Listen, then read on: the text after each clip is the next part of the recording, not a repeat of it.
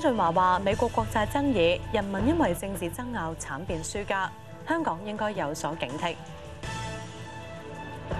7國財長會喺亞洲開市前開會磋商，避免美國評級下降，引發金融市場混亂。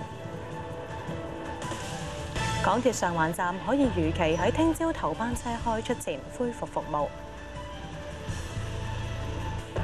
下晝錄得今年最高嘅35度，天台屋同劏房就更加熱，住戶叫苦連天。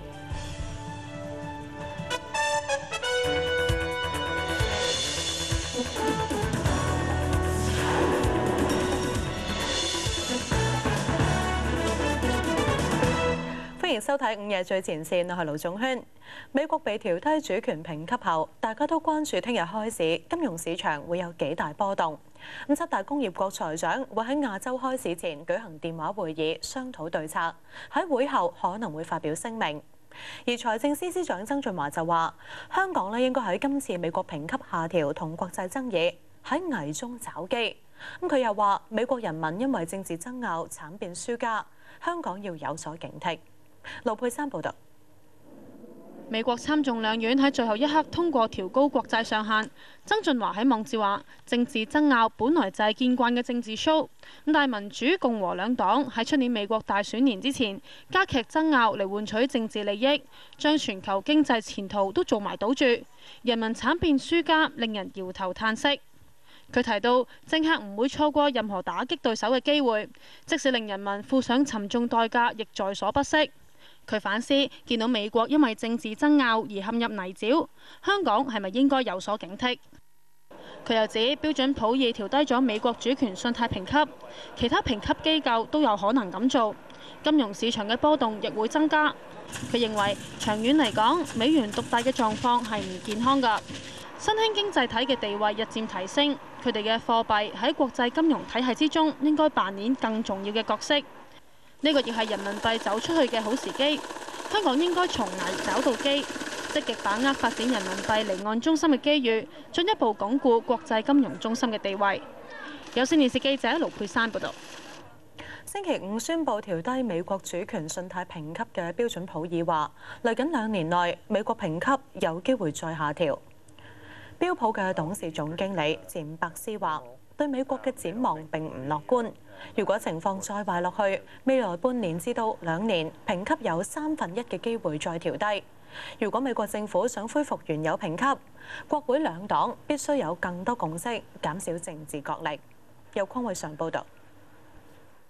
美國國會雖然就提高債務上限達成協議，但白宮承認拖得太耐。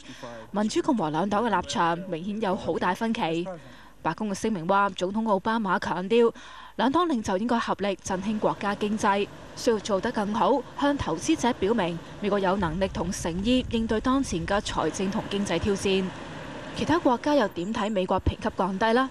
日本作為美國第2大債主，有日本官員話，美國國債仍然具投資吸引力，日本依舊信賴美國國債。英國係美國第3債主，有內閣大臣話調低評級係意料中事。俄羅斯持有大約1000億美元美債，副財長指今次只係小調整，唔使納入長期投資管理考慮。其他擁有3個 A 最高評級嘅國家又點睇呢？澳洲總理吉拉德話要睇得全面啲，事關穆迪同惠譽仍然維持對美國嘅3個 A 評級。評級同樣係3個 A 嘅法國財長鮑胡安就話對美國經濟完全有信心，相信美國可以走出困境。日本政府消息話，7大工業國財長會喺星期一亞洲股市開市前舉行電話會議，討論美國被下調評級嘅事。會後可能會發表聲明。有線電視記者鄺美上報道。外圍氣氛唔明朗，令本港樓市受壓。有地產代理話，二手樓市嘅市場持續係淡靜，咁情況比金融海嘯嘅時候仲差。蔡永新報導。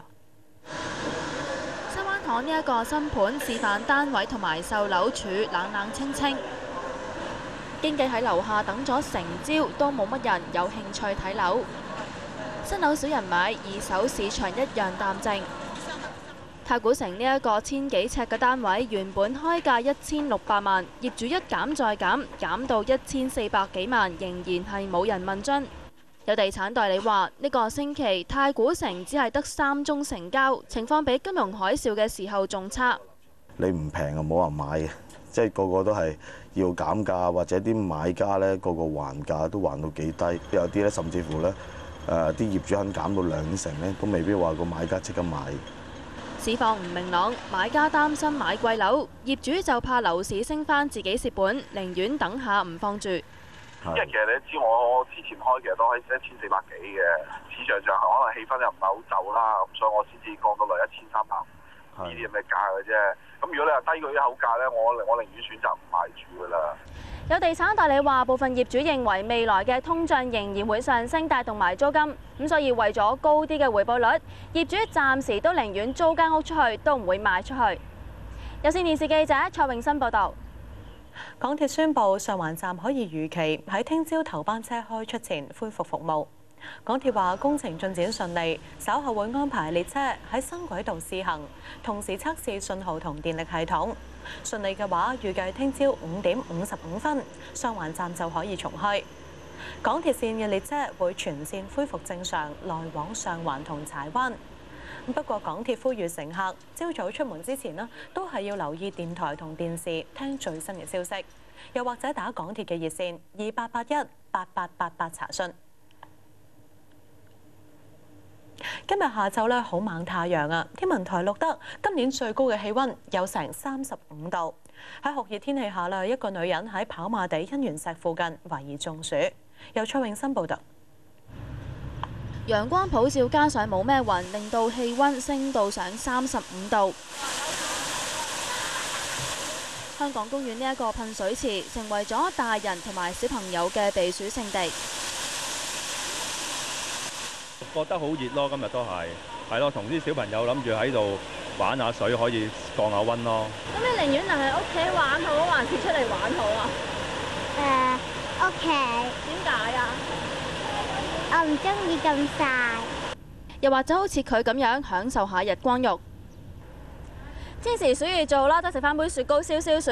不過好似呢一日成35度咁樣啦，杯雪糕好快就會變成咁樣。咁所以呢，最好都係快手食埋佢啦。下晝九龍城錄到35.5度，上水同石崗仲熱，分別錄得36.5度同埋35.8度嘅高溫。天文台話，香港受到一股反氣旋影響，令到雲較少，氣溫升高。烈日當空之下，一個女人中午喺跑馬地寶雲道行上山，去到欣園石期間覺得頭暈，懷疑中暑，要瞓喺樹蔭之下休息。佢之後可以自己行上救護車。有線電視記者蔡永新報導。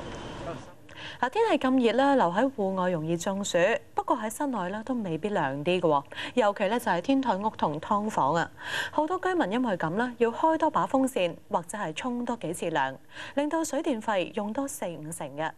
何慧琴去一間天台屋度睇過。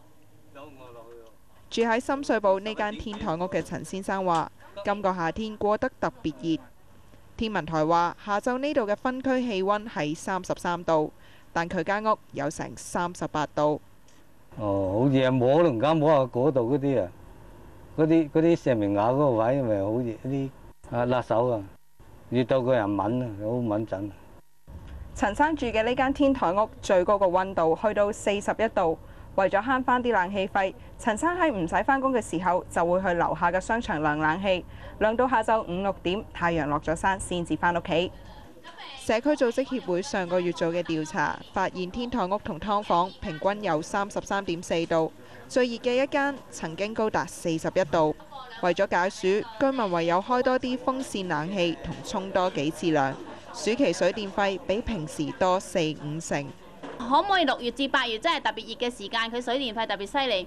可唔可以每個月都津貼500蚊水電費呢？因為政府過去咁多年講緊嘅免租啊，講緊嘅一啲電費津貼，全部呢啲最困難嘅、最慘嘅一啲私樓戶呢係攞唔到嘅。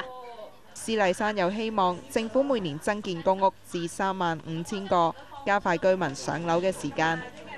有線電視記者何慧琴報導。颱風梅花掠過浙江同上海後，繼續向北移，預料喺凌晨到朝早會喺山東半島嘅東部登陸。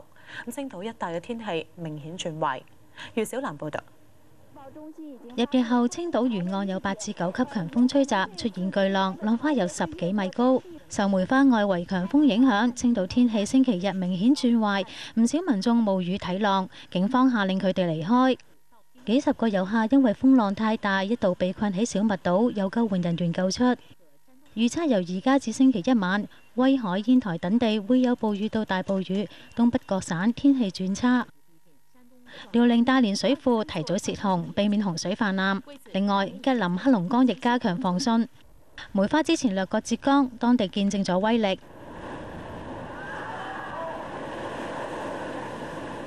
浙江、上海、江蘇等地一度疏散超過61萬人，單喺上海就疏散31萬人，係當地防汛史上單次颱風轉移人數最多。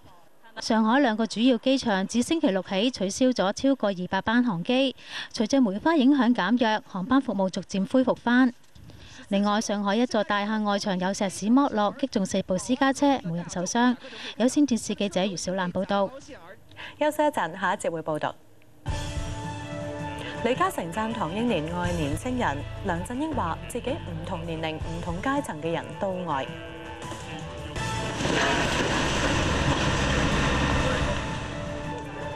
倫敦北部有幾百人不滿警察射殺疑犯，觸發騷亂，最少20幾個警員受傷，幾十人被扣留。